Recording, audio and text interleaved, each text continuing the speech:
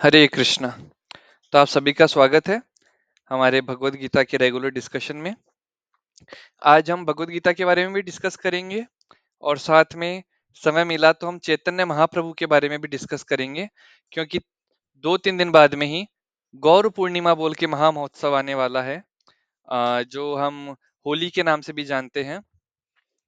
तो उसी दिन, गौर पूर्णिमा के दिन या होली के दिन, चैतन्य महाप्रभु जो स्वयं कृष्ण है वो अपीयर हुए थे। तो उनके बारे में भी हम डिटेल में देखेंगे, शास्त्र उनके बारे में क्या कहता है वगैरह वगैरह। पर अभी हम स्टार्ट करते हैं छोटी सी प्रार्थना के साथ में। ओम अज्ञानतिमिरन्धस्य ज्ञानाञ्जनशलाकया चक्षुरुन्मिलितं येन तस्मै श्रीगुरुवे नमः। श्रीचैतन्यमनोभीष्टं स्थापितं येन भूतले स्वयं रूप कदा मह्यं ददाति स्वपदान्तिकम्। वन्देऽहं श्रीगुरु श्रीयुतापदकमलं श्रीगुरुन् वैष्णवांश्च श्रीरूपं साग्रजातं सहगण रघुनाथान्वितं तं सजीवं साद्वैतं सावधूतं परिजनसहितं कृष्णचैतन्यदेवं श्रीराधा कृष्णपादान् सहगण ललिता श्रीविशाखान्वितामश्च। नमः ॐ विष्णुपादाय कृष्णपृष्ठाय भूतले श्रीमते भक्ति वेदांत स्वामिन इति नामिने। नमस्ते सारस्वते देवे गौरवाणी प्रचारिणे निर्विशेष शून्यवादी पाश्चात्य देशतारिणे। जय श्री कृष्ण चैतन्य प्रभु नित्यानंद श्री अद्वैत गदाधर श्रीवासादि गौर भक्त वृंद। हरे कृष्ण कृष्ण कृष्ण हरे हरे, हरे राम राम राम हरे हरे। मुखं करोति वाचालं पंगुं लंघयते गिरिं यत्कृपातमहं वन्दे श्रीगुरो दीनतारिणम्। हरे Krishna to all the assembled students and devotees of Lord. जय श्री मुस्कान, प्रीति, विशाल, आकाश, वैभव, आप सभी का स्वागत है आज के हमारे डिस्कशन में। तो लास्ट टाइम हमने थर्ड चैप्टर कंप्लीट कर दिया था और आज हमें फोर्थ चैप्टर को शुरुआत करना था। जो फोर्थ चैप्टर है वो बहुत ही इंपॉर्टेंट चैप्टर आता है, क्योंकि उसके अंदर हमें क्यों भगवान ने गीता बोली और किसको बोली और क्या भगवान इसके पहले भी गीता बोल चुके हैं, उस बारे में हम बहुत डिटेल में देखते हैं। 14 तारीख को, 14 तारीख को होली भी है और 14 तारीख को गौर पूर्णिमा महा महोत्सव है। और 14 तारीख को जो आपके पास में मंदिर है इस्कॉन कैंप टेम्पल, उसकी 33वीं वर्षगांठ भी है। तो जो लोग कैंप मंदिर के पास रहते हैं उनसे अनुरोध है वो वहां जाने का उस दिन प्रयास करें। पूरे दिन वहाँ फेस्टिवल कीर्तन रहेगा, कथाएं रहेगी, प्रसाद रहेगा, तो वो सब आप लोग एंजॉय कर सकते हैं। आज भी हम अगर समय मिलता है तो थोड़ा चैतन्य महाप्रभु के बारे में हम चर्चा जरूर करेंगे। तो जो पहला वर्ष से तीसरा वर्ष आता है चौथे अध्याय के अंदर, उसके अंदर कृष्ण बता रहे हैं कि भगवत गीता उन्होंने अभी अर्जुन को तो बोल रहे हैं, पर उनके पहले उन्होंने किस किस को भगवत गीता का ज्ञान दिया है। तो भगवान कहते हैं उन्होंने उसके पहले विवस्वान को दिया है। एवं परंपरा प्राप्तम इमं राजश्रयो विदु सकालेन महता योगो नष्ट परंतप। समय के साथ नष्ट हो गया, मैंने ये ज्ञान दिया था और क्योंकि ये नष्ट हो गया इसलिए मैं वापस आज देने आया हूँ। तो भगवान ने विवस्वान जो सूर्य देव है उनको दिया, उन्होंने वो मनु को दिया, मनु ने इक्ष्वाकु डायनेस्टी के अंदर वो प्रॉपर ज्ञान पहुंचा दिया, पर समय के साथ वो ज्ञान का हो गया, खत्म हो गया। इसीलिए जब आज की डेट में इस कलयुग में जब हम कहते हैं कि यह जो ज्ञान है भगवान के बारे में ये हमें कहाँ मिल सकता है, तो हम चार संप्रदाय के बारे में वर्णन करते हैं। श्री संप्रदाय, रुद्र संप्रदाय, कुमार संप्रदाय, ब्रह्म संप्रदाय। इन चार संप्रदाय के अंदर ही वो ज्ञान प्रॉपर आ पाता है, बाकी संप्रदाय में वो ज्ञान नहीं आ पाता।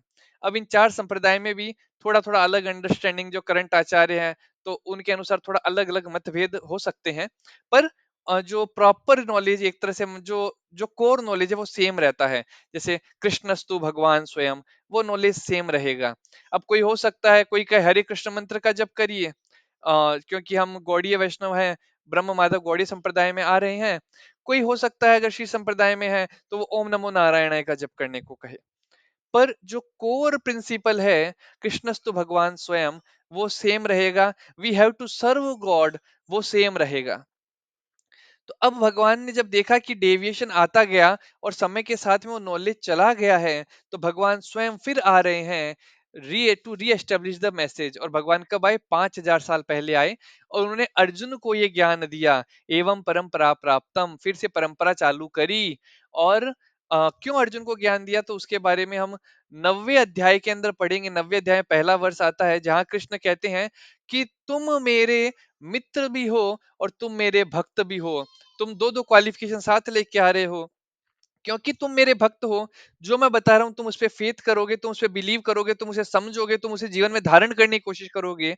और क्योंकि तुम मेरे मित्र भी हो, इसलिए तुम मेरे से क्वेश्चन करने में भी तुम्हें बहुत आसानी होगी। तुम मेरे से प्रश्न पूछ रहे हो और मैं तुम्हें जवाब दे पा रहा हूँ। ये सब क्यों पॉसिबल हो रहा है? क्योंकि तुम मेरे भक्त भी हो और तुम मेरे मित्र भी हो। इसीलिए मैं तुम्हें भगवत गीता का ज्ञान प्रदान कर रहा हूँ। फिर इसके अंदर और डिस्कशन आता है कि टू क्लासेस ऑफ मैन है।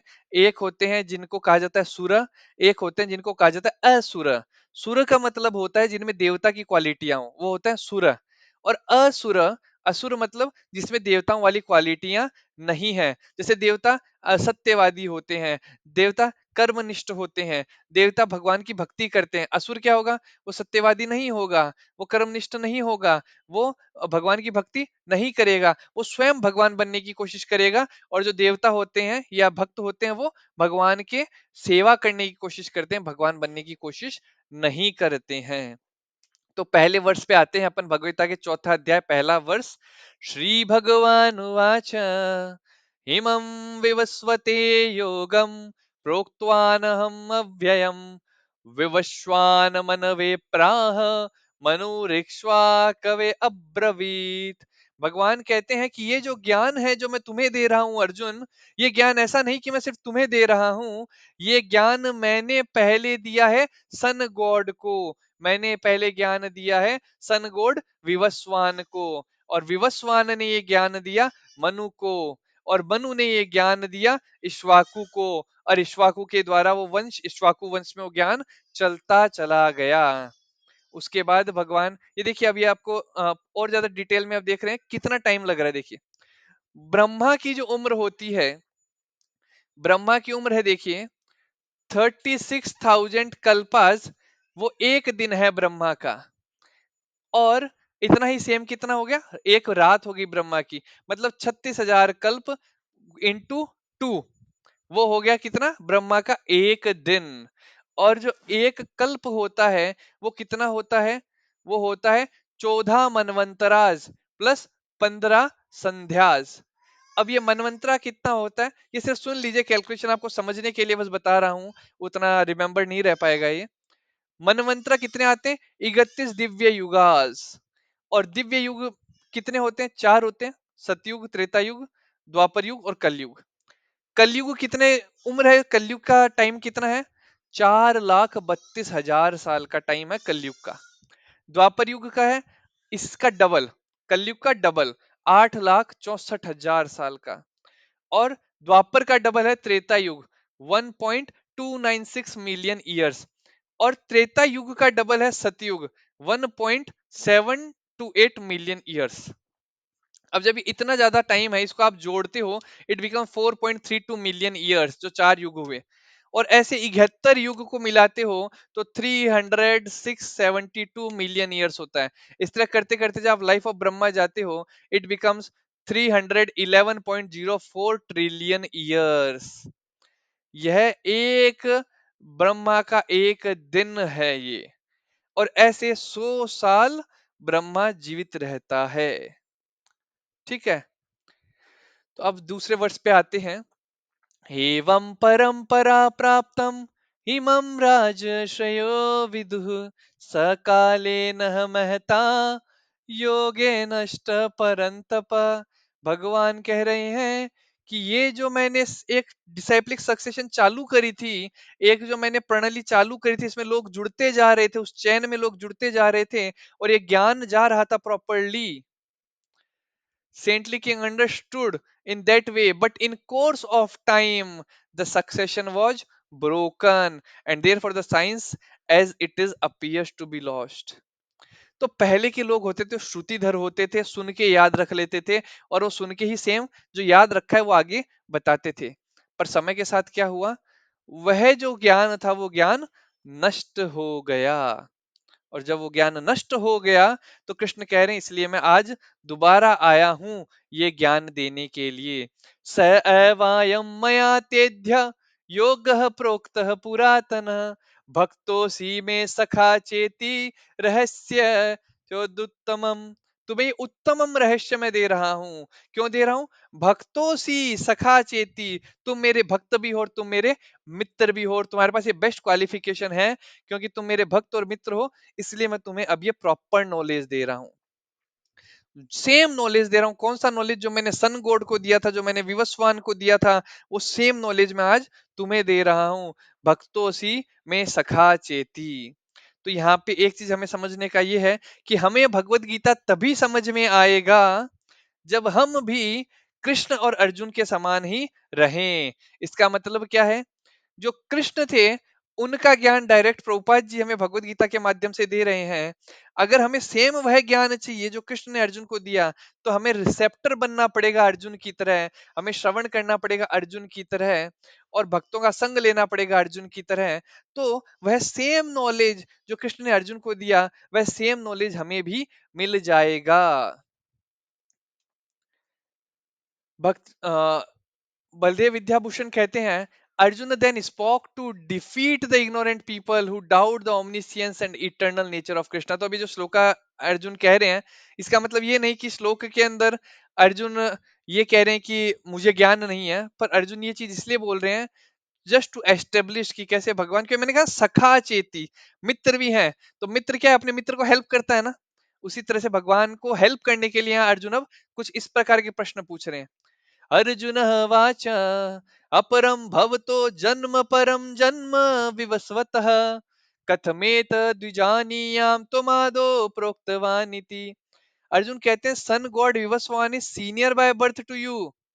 आप तो अभी पैदा हुए हो, आप तो मेरे मित्र हो। यू मैं सखा चेती, तुम मेरे मित्र हो, तुम तो मेरे हम उम्र हो। पर जो सन गॉड विवस्वान है वो तो सीनियर है by birth to you. How am I to understand that in the beginning you instructed this science to him. तो मुझे बताओ कि कैसे ये पॉसिबल है कि तुमने ही, ओ कृष्ण,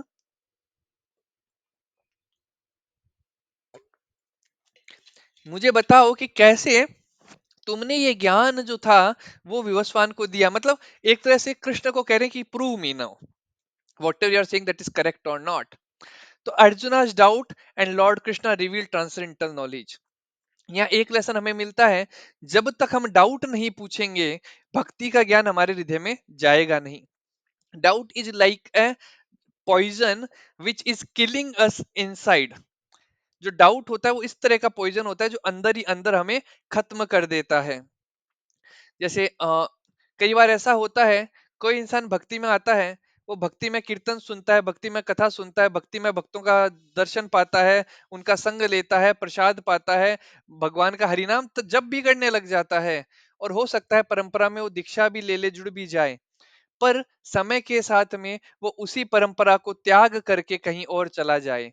और उसका रीजन यह होता है कि जब उसके हृदय में वो डाउट आ रहे थे तो उसने वो डाउट पूछे नहीं, और वो डाउट पे खुद से मंथन करता रहा, खुद से चिंतन करता रहा।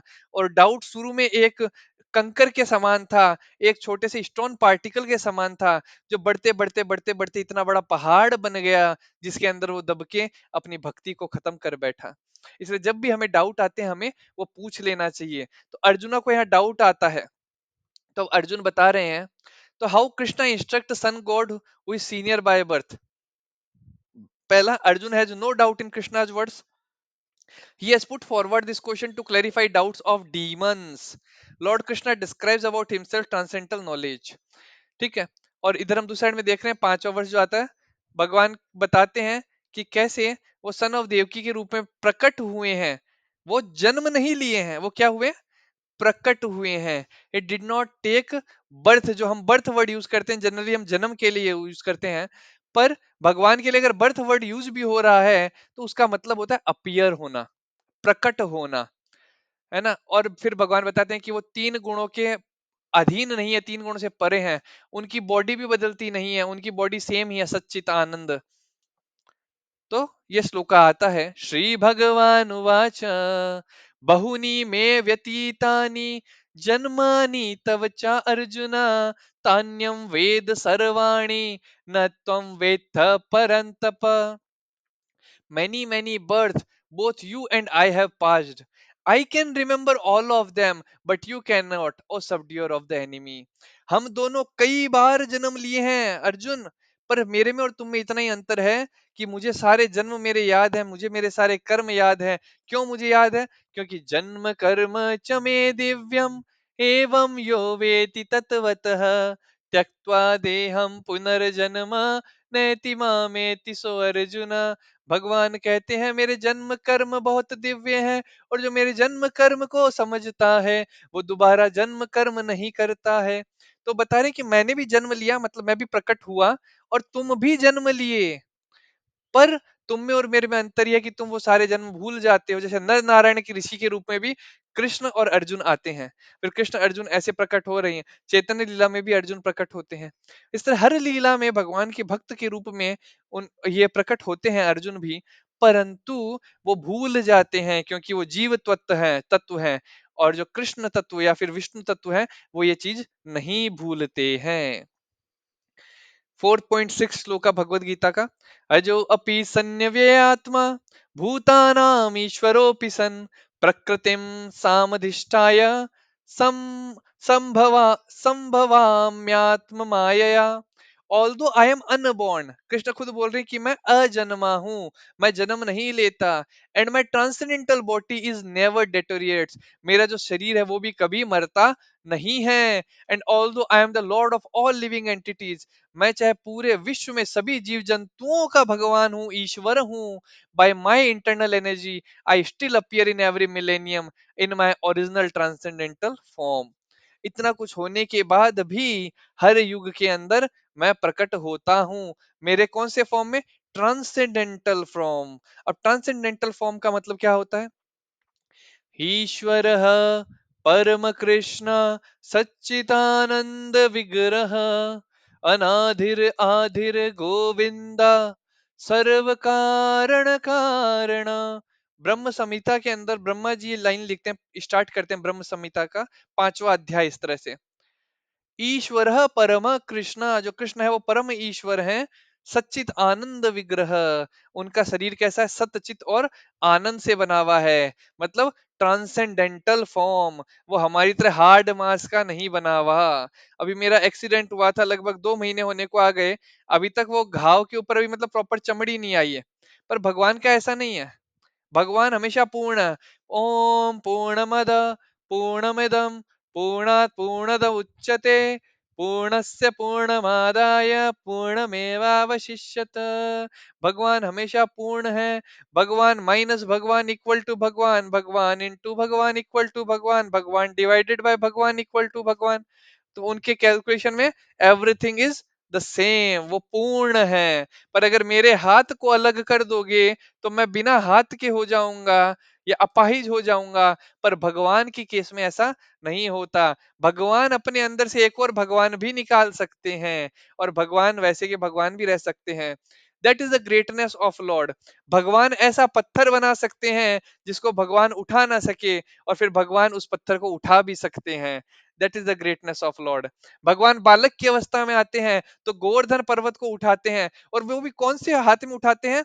अपने बाएं हाथ में उठाते हैं, और बाएं हाथ में भी अपने सबसे छोटी उंगली पे उठाते हैं, और छोटी उंगली पे भी जो उसका नाखून होता है उस नाखून के ऊपर उठाते हैं।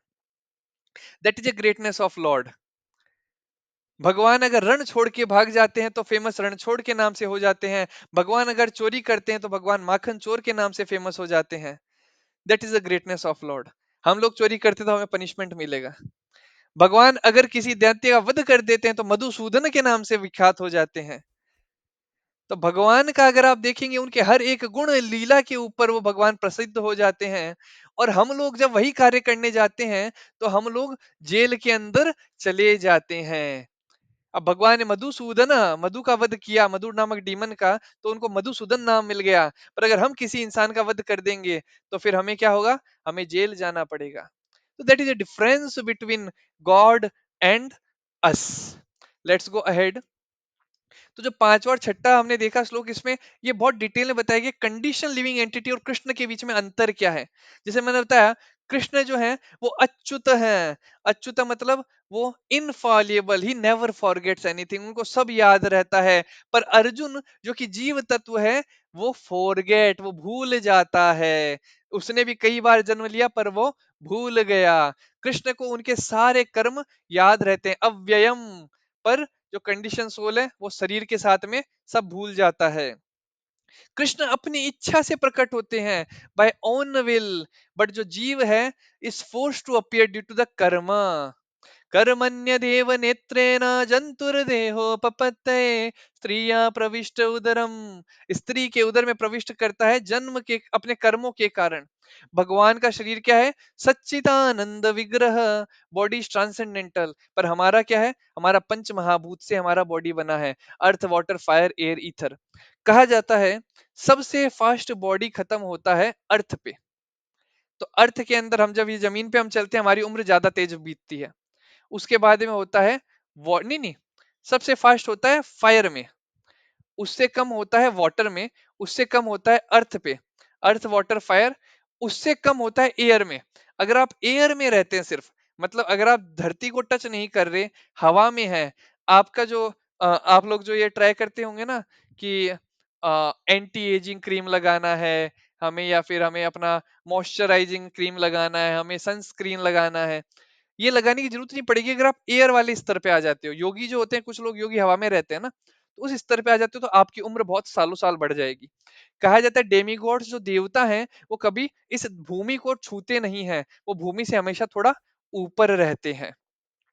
तो जब वो भूमि से ऊपर रहते हैं, वो भूमि को छूते नहीं है, तो उनके पास में ज्यादा उम्र उनको मिलती है, उनके पास में ज्यादा समय है, वो ज्यादा अच्छे से जीवन यापन कर पाते हैं।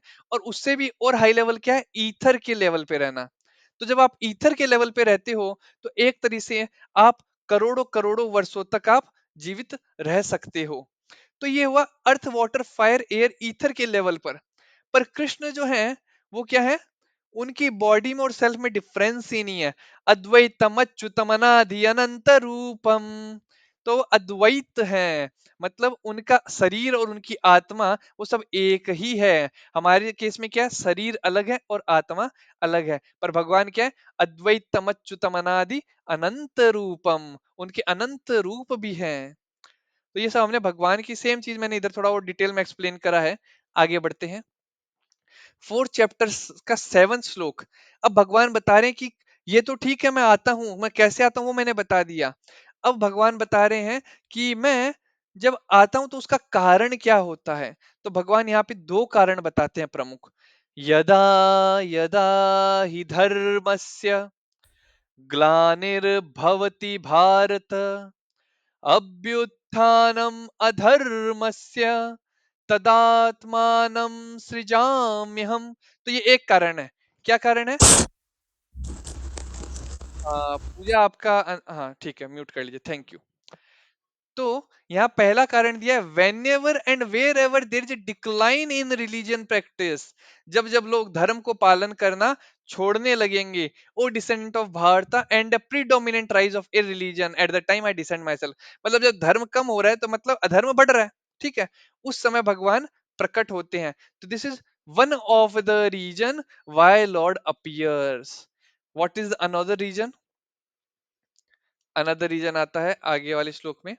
परित्राणाय साधूनां विनाशाय च दुष्कृतां धर्म संस्थापनार्थाय संभवामि युगे युगे। दूसरा कारण है to deliver the pious and to annihilate the miscreants as well as to re-establish the principle of religion. I myself appear millennium after millennium. दूसरा कारण है मैं मेरे भक्तों के लिए आता हूँ। पहला तो मैं आता हूँ धर्म का नाश हो रहा है तो उन पापियों का विनाश करने के लिए, और फिर दूसरा कारण है मैं अपने भक्तों के लिए आता हूँ। तो ये डिटेल मैंने यहाँ दे रखी है कि कैसे अ, भगवान प्रकट होते हैं, तो ये मैं उतना डिटेल में अभी नहीं एक्सप्लेन करूंगा, क्योंकि ये otherwise it will take hours together, कि कैसे भगवान अलग अलग युगों में प्रकट होते हैं, अलग अलग रूप में होते हैं। एक बेसिक अंडरस्टैंडिंग फिर मैं दूंगा। भगवान कब अपीयर होते हैं? तो whenever principles of surrender are disturbed by the demonic, जब डीमन लोग ज्यादा बढ़ने लग जाते हैं। Every time he had a mission, उनके पास एक मिशन होता है।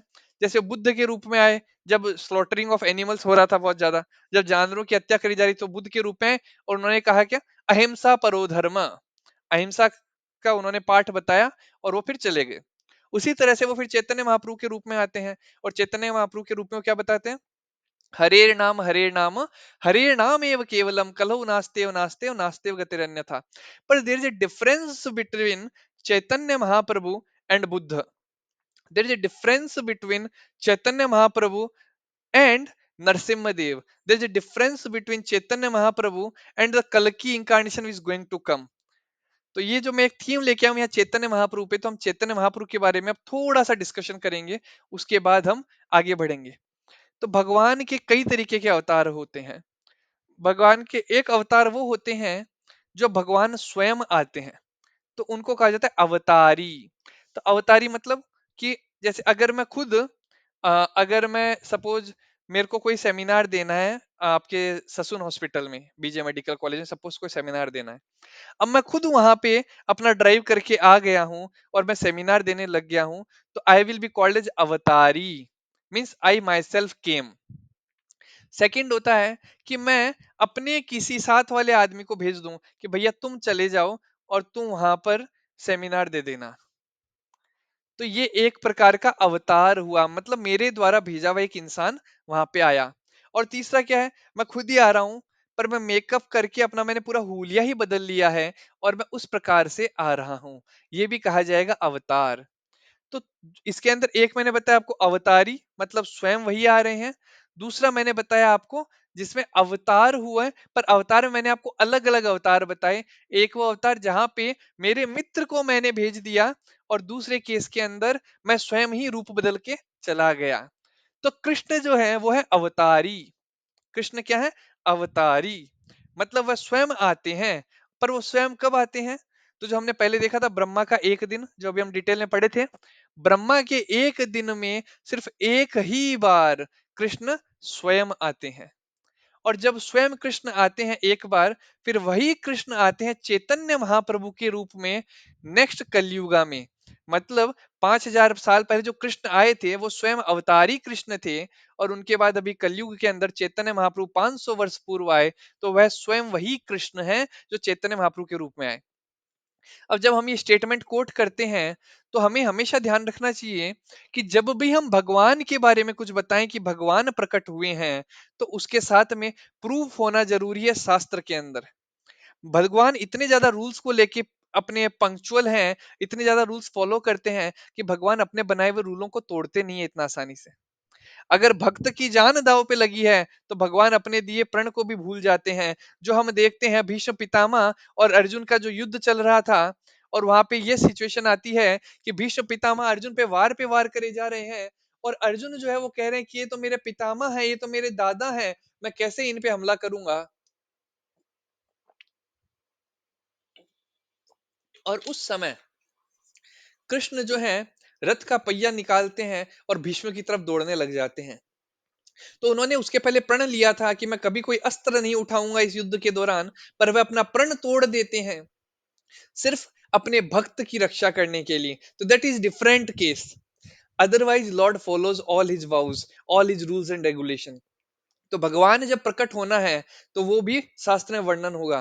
तो आज की डेट में अगर कोई मार्केट में कहता है आके कि I am Krishna, I am God, I am supreme personality, हमें चेक करना चाहिए शास्त्र में भैया आपका कहाँ वर्णन है। अगर आपके बारे में शास्त्र में वर्णन नहीं है, तो फिर हम आपको एज ए कृष्ण एक्सेप्ट नहीं करेंगे, एज गॉड एक्सेप्ट नहीं करेंगे।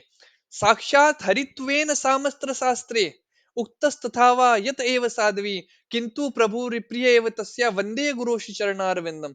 शास्त्र कहता है कि जब कोई गुरु है जो कि परंपरा में आ रहा है, वो गुरु को क्या, साक्षात हरित्वेन, आप उसको रेस्पेक्ट देंगे सेम एज कृष्ण। मतलब आप जब भगवान की पूजा करते हैं तो आप गुरु की पूजा भी करेंगे। आप भगवान को पुष्प अर्पण करते हैं, आप गुरु को भी अर्पण करेंगे। आप भगवान को भोग अर्पण करते हैं, आप गुरु को भी करेंगे। सेम रेस्पेक्ट देंगे, but guru is not Krishna. Guru is a representative of Krishna. ये बहुत समझदारी वाली चीज है। हम कई बार ऐसा होता है, मार्केट में हम देखते हैं कि गुरु को ही कृष्ण बना देते हैं। नहीं, शास्त्र कह रहा है guru should get respect as Krishna, but guru is not Krishna. Guru is a representative of Krishna. तो जब तक हम गुरु को कृष्ण का रिप्रेजेंटेटिव के रूप में देखेंगे, तब तक हम परंपरा में चल रहे हैं। बट द मोमेंट वी से गुरु इज कृष्णा, यहाँ गड़बड़ हो गई। तो जब भी वर्णन आता है कृष्ण के बारे में या उनके किसी अवतार के बारे में, कोई आके कहता है कि ये तो कल्कि के अवतार, जैसे अभी कलयुग में आप देखते हैं कई लोग बने हुए कल्कि अवतार बन जाता है। कोई कोई बोल जाता है मैं तो कृष्ण ही हूँ, कोई बोलता है मैं तो ब्रह्मा हूँ, कोई बोलता है मुझे ब्रह्मा जी अपीयर होके सामने नॉलेज दिए हैं। Different different things are going on, but उसका क्या शास्त्रों में वर्णन है? अगर शास्त्रों में वर्णन है, then only we will believe on that. So let's go ahead. तो अब जब हम चैतन्य महाप्रभु की बात कर रहे हैं, तो चैतन्य महाप्रभु के बारे में शास्त्र में क्या वर्णन आता है, वो जानना भी जरूरी है। अगर वो हम नहीं देखेंगे, तो हम वही सिद्ध कर रहे हैं कि भैया हम कह रहे हैं कि बिलीव मत करो, पर हम खुद बिलीव कर रहे हैं। तो इसलिए मैं आपको कुछ श्लोक दिखाता हूं शास्त्रों से। ये देखिए, बहुत सारे एविडेंस है, हम सारे शायद नहीं पढ़ पाएंगे, पर फिर भी मैं कुछ श्लोक आपके लिए यहाँ पढ़ना चाहूंगा। हमने बहुत सारे शास्त्र कोट करे हैं, भागवत पुराण, भागवतम के अंदर ये एक श्लोक आता है 11वें स्कंद, 11वें या 12वें स्कंद में आता, 11वें स्कंद में आता है। कृष्ण वर्णम त्विषा कृष्णम संगोपंगास्त्र पार्षदम यज्ञ संकीर्तन प्रायर यजंती ही सुमेधस। कृष्ण आएंगे, कृष्ण वर्णम त्विषा कृष्णम, कृष्ण आएंगे पर उनका वर्ण कृष्ण जैसा नहीं होगा। मतलब उनका वर्ण, उनका कलर जो है वो काला नहीं होगा। कृष्ण वर्णम त्विषा कृष्णम संगोपंगास्त्र पार्षदम, वो अस्त्र शस्त्र लेके नहीं आएंगे, अपने पार्षद लेके आएंगे, मतलब एक टोली लेके आएंगे अपनी। यज्ञ संकीर्तन प्रायर, यज्ञ कौन सा करेंगे? वो संकीर्तन यज्ञ करेंगे। मतलब हरे कृष्ण कृष्ण कृष्ण हरे हरे, हरे राम राम राम हरे हरे, हरे कृष्ण कृष्ण कृष्ण हरे हरे, हरे राम राम राम हरे हरे। वो हरे कृष्ण मंत्र का कीर्तन करेंगे, वो हरि नाम संकीर्तन यज्ञ करेंगे, उनके पास में कोई अस्त्र शस्त्र नहीं होंगे। यह बताया गया है, भागवतम के अंदर ये वर्णन आता है। और जब हम ऐसा कोई भी इंसान देखते हैं या कोई अवतार देखने की कोशिश करते हैं, तो चैतन्य महाप्रभु ही हैं जिन्होंने हरे कृष्ण महामंत्र का आंदोलन छेड़ा और हरे कृष्ण महामंत्र को पूरी दुनिया में पहुंचाया। नगरादि ग्राम सर्वत्र प्रचार हुई बो नाम, है ना। भगवान चैतन्य महाप्रभु कहते हैं कि एक समय ऐसा आएगा जब ये हरे कृष्ण महामंत्र पूरे दुनिया में जाएगा। और इसका एक श्लोक आता है जहां वो ये भी बताते हैं कि मेरा ही एक पार्षद, मेरा एक मिनिस्टर आएगा, मेरी सेना का एक मिनिस्टर आएगा जो इसको पूरी दुनिया में फैलाएगा। And who is that? That is our ISKCON founder acharya Srila Prabhupada. Srila Prabhupada के प्रकट होने के पहले जो उनके गुरुदेव थे भक्ति सिद्धांत सूरी ठाकुर, उन्होंने भारत में प्रचार करा। उन्होंने भारत में 64 मठों की स्थापना करी और वहां पे हरे कृष्ण मंत्र का प्रचार प्रसार हुआ। पर ये हरे कृष्ण मंत्र बाहर नहीं जा पाया, विदेशों में नहीं जा पाया। तो चैतन्य महाप्रभु की भविष्यवाणी क्या थी? सर्वत्र ग्रामे ग्रामे नगरे ग्रामे, हर नगर में हर ग्राम में और सर्वत्र प्रचार होगा। That was proved by Srila Prabhupada. अब हम आदि पुराण से देखते हैं एक श्लोक। अहम एव द्विज श्रेष्ठो नित्यम प्रचन विग्रह भागवत भक्त रूपेण लोकम रक्षमि सर्वदा। I shall advent in the form of a Brahmin devotee, मैं एक ब्राह्मणों के घर में पैदा होऊंगा, ब्राह्मण वंश में। अहम एव द्विज श्रेष्ठ, and I shall hide my factual identity, मैं अपने जो एक जो मेरे को भगवत्ता है वो मैं छुपा के रखूंगा। And I shall deliver all the worlds, मैं सभी विश्व में सभी जो लोग हैं उनको मैं डिलीवर कर दूंगा। अहम एव क्वचित ब्राह्मण संन्यास आश्रम आश्रित हरि भक्तिम गृह्यामि कलौ पाप हतन नराण। उप पुराण के अंदर बताया गया है कि ओ ब्राह्मण, आई ओकेजनली टेक अ संन्यास आश्रम, मैं संन्यास आश्रम लूंगा। और बाद में मैं क्या करूंगा, जो पतित लोग हैं इस कलयुग के, उनको भक्ति के पाथ पे मैं लेके जाऊंगा, और उन्हें हरि भक्तिम ग्रह्यामि, मैं उनको हरे कृष्ण महामंत्र देके भगवान की भक्ति दूंगा। कूर्म पुराण में वर्णन आता है, कलीन दायमनम उदारया तनुभृतम जन्म प्रथम संध्यायाम भविष्यति द्विजलय। भगवान कहते हैं कि अपीयर होंगे कब, first part of the age of Kalyug, Kalyug के पहले भाग में भगवान प्रकट होंगे। और he will appear in the home of a Brahmin, वो एक ब्राह्मण के घर में पैदा होंगे, to save the embodied souls burning in troubles of Kaliyuga. तो ये तो कुछ श्लोक मैं बता रहा हूं। अब ये गरुड़ पुराण का श्लोक जहां पे उनके माता पिता का भी वर्णन है। अहम पूर्णो भविष्यामि युग संध्यायु विशेषतः मायापुरे नवद्वीपे भविष्यामि सची सुतः। मैं कहाँ प्रकट होऊंगा, मायापुरे नवद्वीपे। मैं नवदीप बोल के जगह में, मायापुर बोल के जगह है। नवद्वीप मतलब 9 द्वीपों का समूह जिसको नवद्वीप कहा जाता है। मायापुरे नवद्वीपे, वहां मायापुर नाम का स्थान है। और मैं किस जगह कैसे आऊंगा, भविष्य में, भविष्य में आऊंगा कब, कैसे, सची सुतः, मतलब सची के पुत्र के रूप में। मेरी जो माँ होगी उनका नाम क्या होगा, सची होगा। और वो हम देखते हैं चैतन्य महाप्रभु की माँ का नाम क्या है, सची, सची देवी। तो इतना डिटेल तक शास्त्रों में वर्णन रहता है। अगर भगवान प्रकट होने वाले हैं, आप कौन से गांव में आओगे, आप कौन से शहर में आओगे, आपका जिला क्या लगेगा, आपका राज्य क्या लगेगा, आपके माता पिता कौन होंगे, आप ब्राह्मण क्षत्रिय वैश्य शूद्र किस परिवार में जन्म लेंगे, हर चीज का वर्णन शास्त्र में होता है। कले प्रथम संध्यायाम लक्ष्मी कांतो भविष्यति दारु ब्रह्म समीप स्थे सन्यासी गौर विग्रह। मैं कहाँ रहूंगा, दारू ब्रह्म, दारू ब्रह्म के पास में रहूंगा, समीप मतलब जगन्नाथ जी के पास में रहूंगा, जगन्नाथपुरी के अंदर रहूंगा। और कब रहूंगा, फर्स्ट पार्ट ऑफ कलयुगा। और मेरा कलर क्या होगा, लक्ष्मी कांतो भविष्यति, लक्ष्मीकांतो भविष्यति मेरी पत्नी होगी। और मेरा कांत, कांत क्या होगा, कांत मेरा होगा गौर विग्रह, मैं गोल्ड लाइक फॉर्म, मैं स्वर्ण के वेश में आऊंगा, स्वर्ण रूप, मतलब मेरा एक पीली कांति होगी। ऐसा नहीं है कि भगवान येलो कलर के एक पीलिया के पेशेंट की तरह चल रहे होंगे, नहीं, उनकी कांति पीली होगी। उनके शरीर से तेज जो निकल रहा होगा वो पीला तेज निकल रहा होगा, गोल्ड का तेज निकल रहा होगा। और उनकी पत्नी का नाम क्या होगा, लक्ष्मी देवी। तो जो चैतन्य महाप्रभु की जब शादी होती है, तो उनकी पत्नी का नाम क्या होता है, लक्ष्मी देवी। उनकी माँ का नाम क्या होता है, सची। और वो कहाँ बाद में सन्यास लेने के बाद जाते हैं, जगन्नाथपुरी। और वहां पे वो फिर जगन्नाथ जी की सेवा में अपना भक्ति वो पूरा करते हैं। नरसिम्हा पुराण के अंदर वर्णन आता है, सत्य दैत्य कुलाधि नाश समये सिंहोर्ध्व मर्त्याकृतिश त्रेतायाम दास कंधरम परिभम रामेति नाम कृति गोपालन परिपलयन व्रजपुरे भरम हरर द्वापरे गौरांग प्रिय कीर्तन कलियुगे चैतन्य नाम प्रभु। गौरांग प्रिय कीर्तन, गौरांग प्रिय कीर्तन, कलियुगे चैतन्य नाम प्रभु। मैं आऊंगा, कीर्तन करूंगा, गौर वर्ण मेरा रहेगा। और मेरा नाम क्या बन जाएगा, चैतन्य नाम प्रभु, मुझे नाम दिया जाएगा चैतन्य। तो चैतन्य महाप्रभु का नाम क्या है, चैतन्य है, निमाय पंडित है, गौरांग महाप्रभु है। तो ये सारा डिटेल हमें यहाँ देखने को मिल रहा है। कैसे शास्त्र के अंदर बहुत ही डिटेल में बताया गया है कि कैसे चैतन्य महाप्रभु क्या है, वह स्वयं कृष्ण है, वह स्वयं अवतारी कृष्ण है। फिर भी कलयुग में कई ऐसे लोग हैं जो कहते हैं कि Chaitanya Mahaprabhu was a devotee of lord. वो भी गलत नहीं है, क्योंकि भगवान किस रूप में आते हैं, भगवान अपने भक्त के रूप में आते हैं।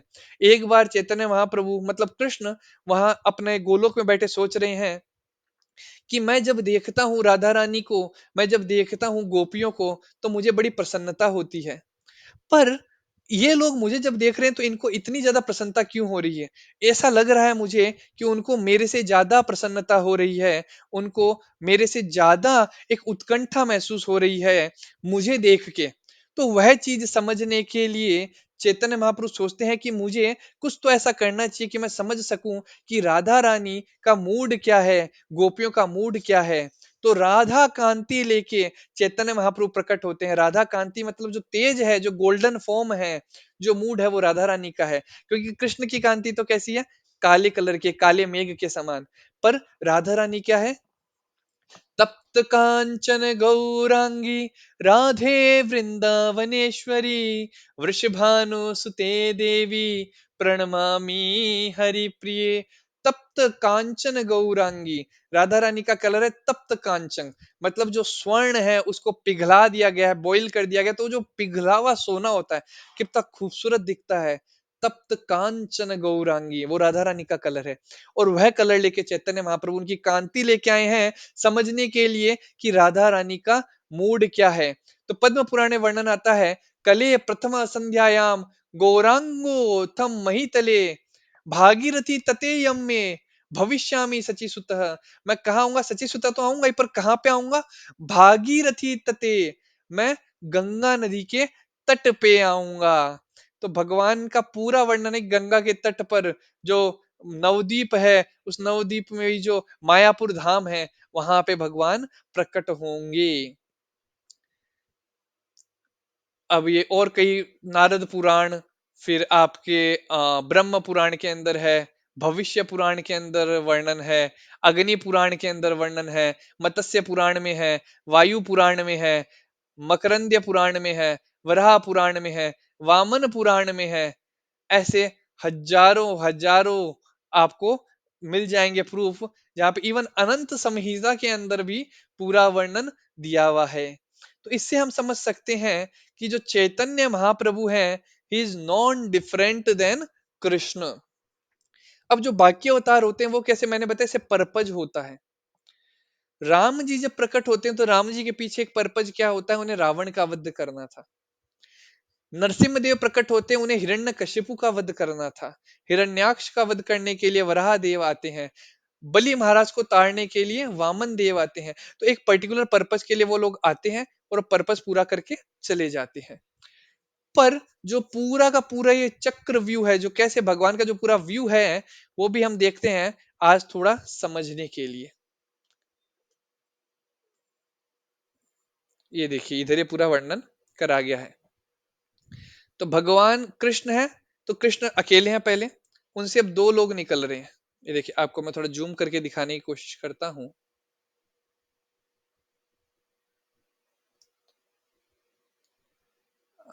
ये ज्यादा जूम नहीं हो पाएगा, पर ठीक है। आ, बिना जूम कैसे समझाता हूँ क्या एग्जैक्टली हो रहा है। तो भगवान पहले अकेले हैं, भगवान से दो लोग निकलते हैं। हलादिनी शक्ति रेखा, एक उनमें से क्या, हलादिनी शक्ति राधा रानी निकलती है, और एक साइड से निकलते हैं बलराम जी। बलराम जी से फिर आपके निकलते हैं महासंकर्षण, और फिर अनिरुद्ध अच्युत प्रद्युम्न, ये लोग निकलते हैं, और संकर्षण इसमें एक निकलते हैं। संकर्षण से फिर महाविष्णु निकलते हैं। और अब ये जो महाविष्णु हैं, इन महाविष्णु से बाकी सारे अवतार आते हैं। जितने भी अवतार हुए आपके, पुरुष अवतार हुए, आपके युग अवतार हुए, आपके छंद अवतार हुए, इसके अलावा एक अवतार ऐसे होते हैं जो कहा जाता है स्पेशली एम्पावर्ड जीव। कई बार भगवान खुद नहीं आते, पर अपने ही किसी जीव तत्वों के अंदर एक स्पेशल कृपा करके उन्हें भेज देते हैं। जैसे कि हम देख सकते हैं Prabhupada ji, he is specially empowered जीव। कैसे समझा जा सकता है, 70 साल की उम्र में दो हार्ट अटैक आने के बाद में भी 40 दिन का बोट से सफर तय करने के बाद इस्कॉन की स्थापना करना, अगले 12 साल में 108 मंदिर खड़े करना, और हजारों लाखों भक्तों को बनाना, अमेरिका में जाके वहां के मलिच्छा लोगों को भी शुद्ध भक्त प्रदान, शुद्ध भक्ति प्रदान करना, और उन्हें ब्राह्मणों से भी श्रेष्ठ बना देना, वैष्णव बना के। तो ये सारी पद्धति कोई आम इंसान नहीं कर सकता। जब किसी जीव को स्पेशली एम्पावर्ड किया जाता है, तभी वो कर सकता है। अब ये तत्एकात्म रूप, अविशेष रूप, स्वयं रूप, ये मैं डिटेल में आज नहीं समझाऊंगा, क्योंकि ये भविष्य में हम कभी इसके ऊपर एक डिटेल टॉपिक लेंगे, जब हमारा भगवत गीता का स्टडी कंप्लीट हो जाएगा उसके बाद में। क्योंकि हर एक चीज के लिए एक फेथ लेवल की जरूरत होती है। शास्त्र में कई चीजें इस तरह से बताई गई है कि उनका पर्पज ही है फेथलेस लोगों को फिल्टर करना, क्योंकि भगवान कहते हैं कि मुझे हर इंसान नहीं चाहिए जो फेथलेस होके आ रहा है, मुझे वही इंसान चाहिए जो फेथफुल है। क्योंकि जो फेथफुल है वो आके बाकी लोगों को भी फेथ प्रदान करेगा, जो फेथलेस है वो आके सबको बर्बाद करेगा। इसलिए वो फेथलेस और फेथफुल के अंदर एक डिवीजन करने के लिए कई बार ऐसी ऐसी चीजें शास्त्रों में बोली गई है और वो सच है। पर वो उस जैसे एक एग्जाम्पल आता है, एक बार नारद मुनि अ, जा रहे थे और वो एक पंडित से मिलते हैं। बहुत शास्त्र प्रगाढ़ नॉलेज उसको था पंडित को। और पंडित को मिलते हैं, पंडित उनको बहुत आव भगत करता है, उनको बैठा के उनके चरण धोता है। उनके चरण धोने के बाद उस जल को पान करता है। उनको नारद मुनि को बैठा आसन पे बैठा के उनको अच्छा अच्छा भोजन उनको खिलाता है। और फिर नारद मुनि कहते हैं ठीक है, अमची गांव जाता, मैं अपने गांव जा रहा हूँ। नारद मुनि का गांव कौन सा है? बैकुंठ लोक जा रहा हूँ। तो कहते हैं अच्छा आप बैकुंठ जा रहे हैं, तो आप जाके आइए और भगवान से पूछिएगा कि मैं भगवान के धाम कब आने वाला हूँ। तो नारद मुनि कहते हैं ठीक है मैं पूछूंगा। नारद मुनि आगे बढ़ते हैं, तो आगे वो जब बढ़ते हैं तो वहां पे एक कॉबलर होता है, एक मोची होता है जो जूते चप्पल सील रहा होता है। और वो नारद मुनि को देखता है और नारद मुनि के चरणों में गिरता है और अपने अश्रुओं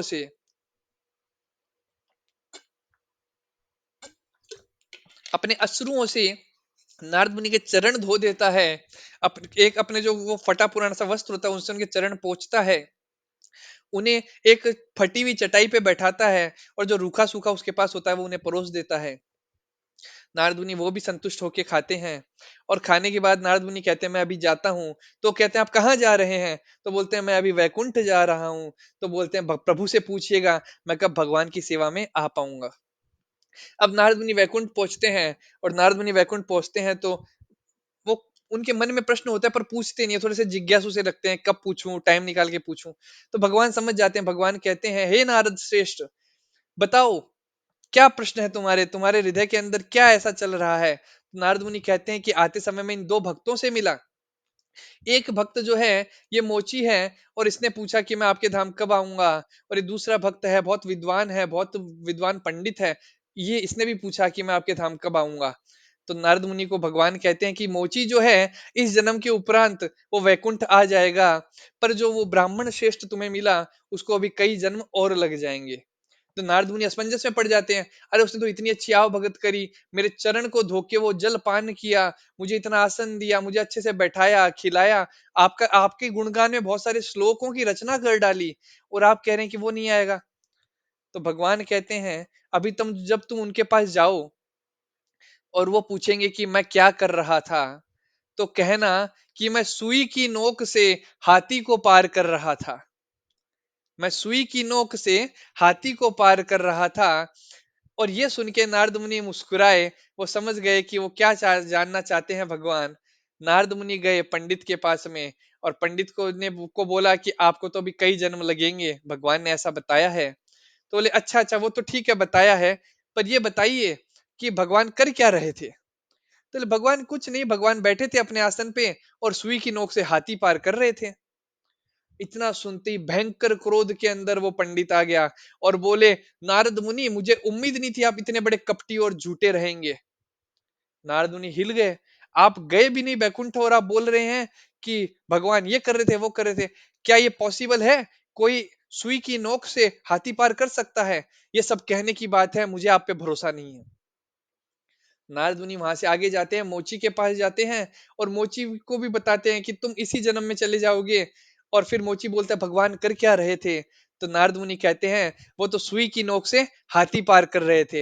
ये सुन के वो मोची जोर जोर से रोने लग जाता है, खुशी के अंदर नाच रहा है और साथ में अश्रु की धाराएं बह रही है। नारद मुनि कहते हैं क्या हो गया, तुम रो क्यों रहे हो, और ये खुशी के आंसू तुम्हारे इतने क्यों बह रहे हैं। तो कहते हैं कि मेरे प्रभु कुछ भी कर सकते हैं, मेरे प्रभु जब अपनी इस बाएं हाथ की छोटी सी उंगली के ऊपर में पूरा एक पर्वत उठा सकते हैं, तो सुई की नोक के अंदर से हाथी क्यों नहीं पार कर सकते। और तब नारद मुनि को वहां लेसन समझ में आता है कि those who are faithless, they even they have the great of the knowledge, they will still remain here in this material world, but those who are faithful they will go back home, back to godhead in this lifetime itself। तो बहुत ज्यादा detail में यहाँ बताया गया जो हम फिर कभी फ्यूचर में देखेंगे। बहुत ही ज्यादा डिटेल में ये था। तो हम अब यहाँ पे वापस आते हैं। तो मेरा यहाँ पे आप लोगों से एक अनुरोध है, क्योंकि अभी मैंने जैसे बताया 14 तारीख को आ, गौर पूर्णिमा का महा महोत्सव है, और 14 तारीख को स्कूलों की कॉलेजों की छुट्टी भी है। तो आप लोग, अगर आप लोगों के लिए पॉसिबल हो, तो सुबह 4:30 बजे मंगल आरती के लिए जा सकते हैं। 4:30 बजे भगवान का मंगल आरती दर्शन होगा, और फिर नरसिम्हा आरती, तुलसी आरती, और उसके पश्चात 2 घंटे सब लोग बैठ के वहां मंत्र जप करेंगे। उसके बाद भगवान का श्रृंगार दर्शन होगा, भगवान को नए वस्त्र पहनाए जाएंगे और भगवान का बहुत अच्छे से श्रृंगार किया जाएगा। उसके पश्चात कथा होगी।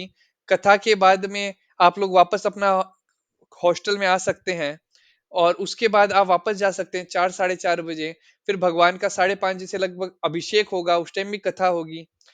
कहा जाता है, शास्त्रों में वर्णन आता है कि अगर भगवान का अभिषेक मात्र हम दर्शन कर लेते हैं तो हमारे सारे पापों से हम मुक्त हो जाते हैं। अगर हम भगवान का अभिषेक तो देख ही लिया, अगर हमें उस अभिषेक का चरणामृत पीने को मिल जाए तो उसका कहना ही क्या। हम हमारे कई वंशों को भी तारने में सक्षम हो जाते हैं। ये लीला हमें देखने को मिलती है जब नरसिम्ह देव प्रकट होते हैं और हिरण्यकशिपु का वध कर देते हैं, और वहां पे फिर प्रहलाद महाराज उनकी स्तुति करते रहते हैं।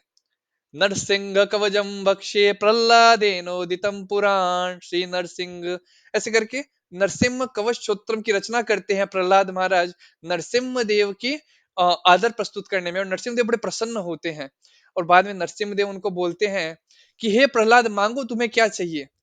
और तब प्रहलाद कहते हैं कि मेरे पिता पापी बहुत थे, बहुत बड़े दैत्य राज थे, पर उन्होंने एक काम अच्छा किया। वो काम क्या अच्छा किया?